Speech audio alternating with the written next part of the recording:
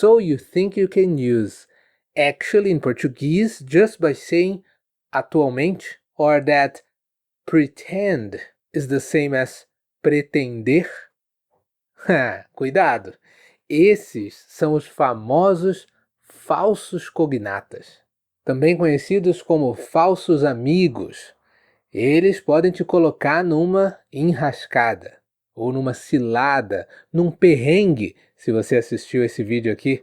Mas relaxa, hoje a gente vai desmascarar alguns dos mais traiçoeiros. Não esquece de clicar aqui se você quiser saber o que é perrengue. E aí, pessoal que está inscrito no nosso canal Keep Speaking Português, e vocês que estão nos assistindo pela primeira vez, meu nome é Hugo, e se você já passou por aquela situação engraçada, ou talvez até um pouco vergonhosa, onde você usou uma palavra em português, achando que ela significava uma coisa, mas na verdade era outra totalmente diferente, ou completamente constrangedora. Por causa do inglês, você pensou que era parecido com o inglês? Então esse vídeo é o seu novo melhor amigo. Hoje a gente vai explorar 6 falsos cognatos perigosos para falantes do inglês, especialmente se você é um estudante intermediário de inglês. Entre intermediário e avançado, você precisa conhecer esses falsos cognatos para não cair em armadilhas. E aí, pronto para aprimorar o vocabulário e evitar gafes ou perrengues, evitar pagar mico? Pega seu café sem açúcar e vem comigo então. E se quer saber o que é pagar mico, não deixe de assistir esse vídeo aqui. Vamos começar então com o clássico, atualmente em português e actually em inglês. Eles parecem muito parecidos, né? Parecem gêmeos até. Mas não, na verdade, eles são primos distantes, com personalidades, aparência, gostos bem diferentes. Isso porque atualmente em português significa currently, nowadays, presently.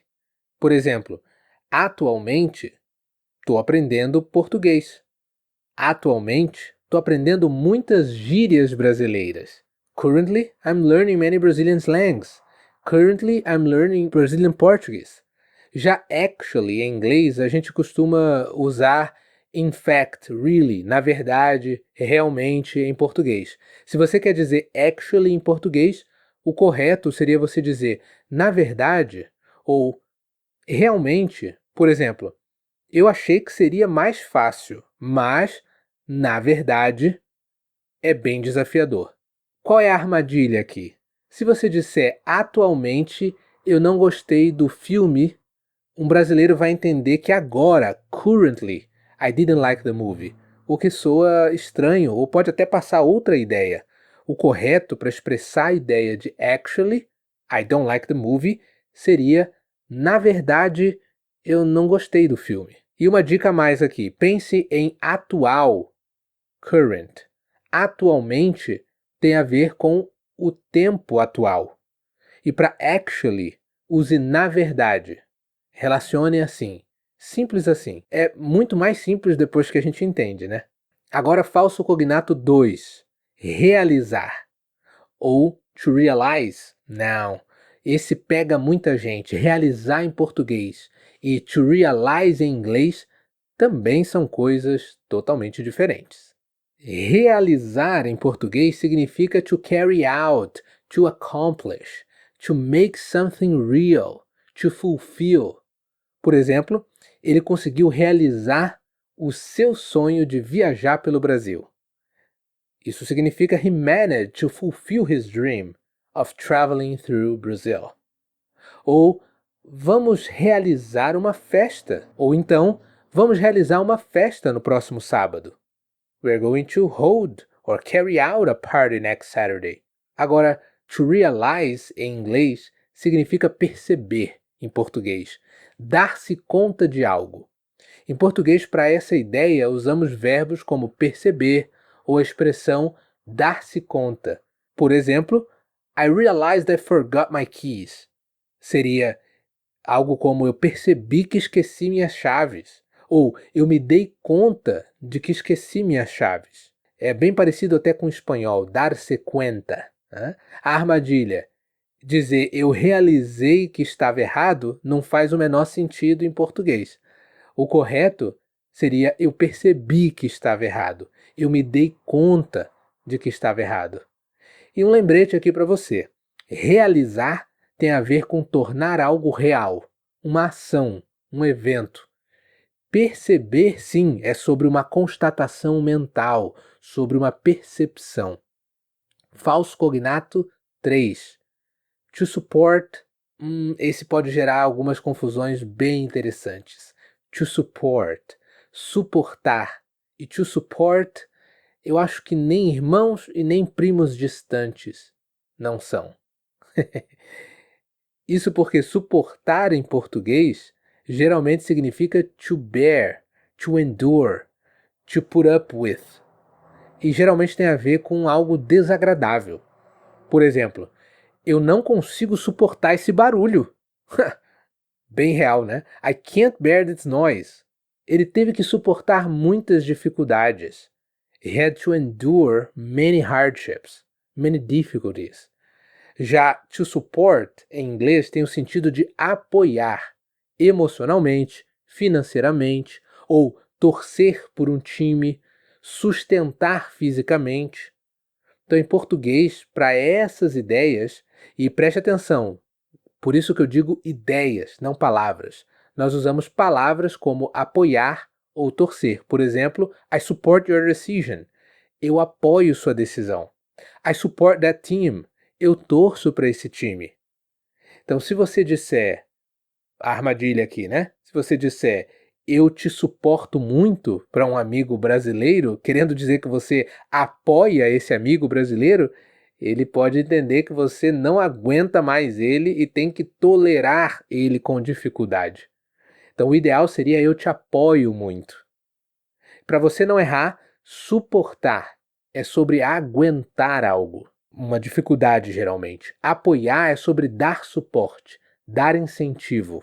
E aqui tem algo interessante que o verbo suportar é um falso cognato, mas se você prestar atenção, eu usei dar suporte. Aí sim, dar suporte é a mesma coisa que dar apoio. Então não se confunda, se você usar o substantivo suporte, suporte sim pode ser a mesma coisa que apoio. Então você pode usar dar um suporte no sentido de dar uma ajuda, dar um apoio físico ou emocional, ou até financeiro. Mas se você for usar o verbo, então não use suportar no mesmo sentido que ajudar, apoiar. Aí você vai precisar usar outras palavras como apoiar, outros verbos, né? Porque suportar realmente é to endure or aguentar, né? To put up with something. Vamos para o quarto falso cognato, to pretend e pretender em português. Eles também significam coisas bem diferentes. É um erro muito comum alguém que está aprendendo inglês usar pretender em português com sentido diferente. Porque pretender significa to intend, to plan. Por exemplo, eu pretendo viajar nas férias. I intend to travel on vacation. Ou o que você pretende fazer depois da faculdade? What do you intend to do after college? What do you plan to do? Agora, to pretend em inglês significa fingir. Em português, para essa ideia, a gente usa o verbo fingir mesmo, né? Por exemplo, he pretended to be sick. Seria, ele fingiu estar doente. E qual que é a armadilha aqui? Se você disser, eu pretendi estar doente, um brasileiro vai entender que você tinha a intenção de estar doente, o que é totalmente estranho. O correto é eu fingi estar doente. Memorize aqui, pretender é sobre a intenção, um plano futuro. E fingir, sim, é sobre simular, não ser verdadeiro, ser falso. Falso? Então vamos para o falso cognato 5. Esse par confunde muita gente pela semelhança na escrita sensível e sensible. sensível e sensible. Sensível em português significa sensitive. Alguém que se emociona facilmente, que chora, ou que é delicado. Por exemplo, ele é uma pessoa muito sensível. Ele chora com filmes tristes. He is a very sensitive person. He cries with sad movies. Ou eu tenho a pele sensível ao sol. Not my case. I have skin that is sensitive to the sun. Já sensible, em inglês, significa sensato, ajuizado, razoável. Em português, para essa ideia, usamos essas palavras que eu acabei de falar: sensato, ajuizado, razoável. Por exemplo, there was a sensible decision. Essa foi uma decisão sensata. E qual que é a armadilha aqui? É você chamar alguém de sensível, em português, querendo elogiar, querendo dizer que a pessoa é sensata. Mas, na verdade, isso não vai funcionar. Você pode até acertar, mas você pode também errar muito. Ele é muito sensível. Você diz para alguém querendo dizer que é uma pessoa sensata. O brasileiro vai entender que aquela pessoa é emotiva. E a diferença-chave aqui para você gravar sensível é sensitive, emocional, delicado. E sensato em português, isso sim é sensible. E agora, para fechar nossa lista, vamos para o falso cognato número 6, uma palavra que também parece idêntica. É costume em português e costume em inglês. Isso especialmente no sentido de fantasia em inglês. E as duas palavras são escritas exatamente iguais. Só para te ajudar, né? Costume, em português, significa habit, uma tradição. Por exemplo, eu tenho o costume de ler antes de dormir.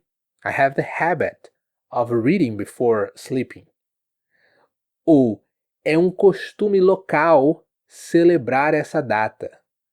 It's a local custom to celebrate this date. Or it's a local tradition to celebrate this date. E em inglês, quando se refere a uma roupa, é uma fantasia. Costume, em inglês, né? Para festas de Halloween, ou para um traje de época, por exemplo. Em português, para costume, em português, a palavra para costume, no sentido de festa, de uma roupa diferente, é uma fantasia. E para terno masculino, por exemplo, a gente pode também usar costume, mas é um uso formal e bem específico. Geralmente as pessoas usam terno para tudo, embora tenha uma diferença entre terno e costume. Então aqui, mais uma vez, uma armadilha. Se você disser, eu vou usar o meu costume na festa de Halloween, um brasileiro pode entender que você vai com seus hábitos, ou então que você vai de terno para a festa de Halloween.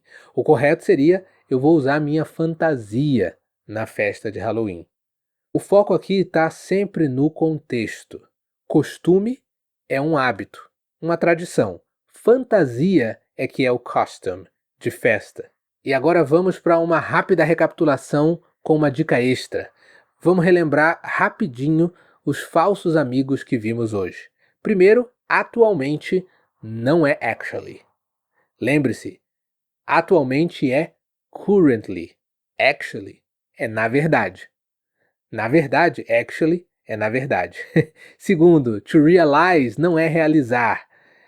To accomplish é realizar. To realize é perceber. Terceiro, to support não é suportar. Suportar é to bear. To support, na verdade, actually, é apoiar. Quarto, pretender não é to pretend. Pretender é to intend. E to pretend, na verdade, é fingir.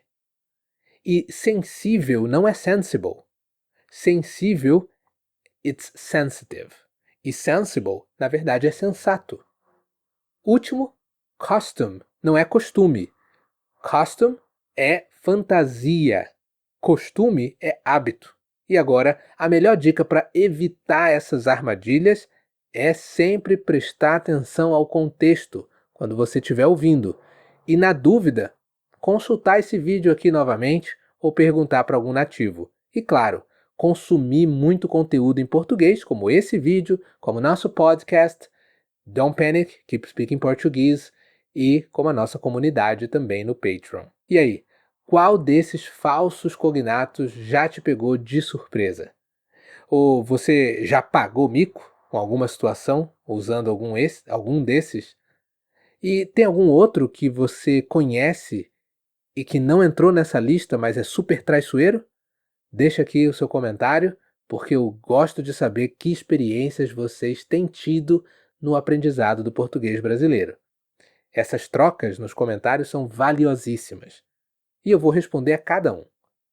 Se você curtiu desvendar esses falsos amigos, descobrir esses falsos cognatos e quer continuar aprimorando o seu vocabulário e a sua fluência no português brasileiro, melhorando o seu sotaque, descobrindo mais sobre o Brasil, não esqueça de conferir a nossa comunidade no Patreon e também de conferir o link aqui para fazer uma aula comigo. Sim, nós podemos fazer uma aula 1 a 1, particular.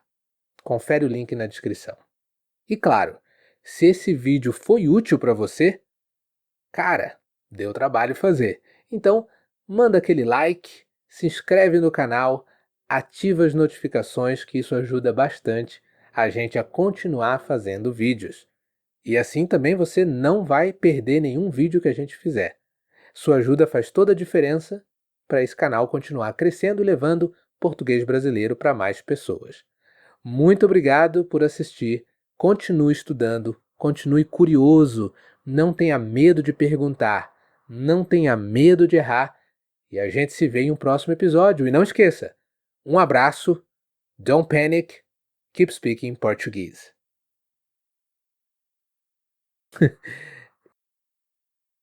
Quando você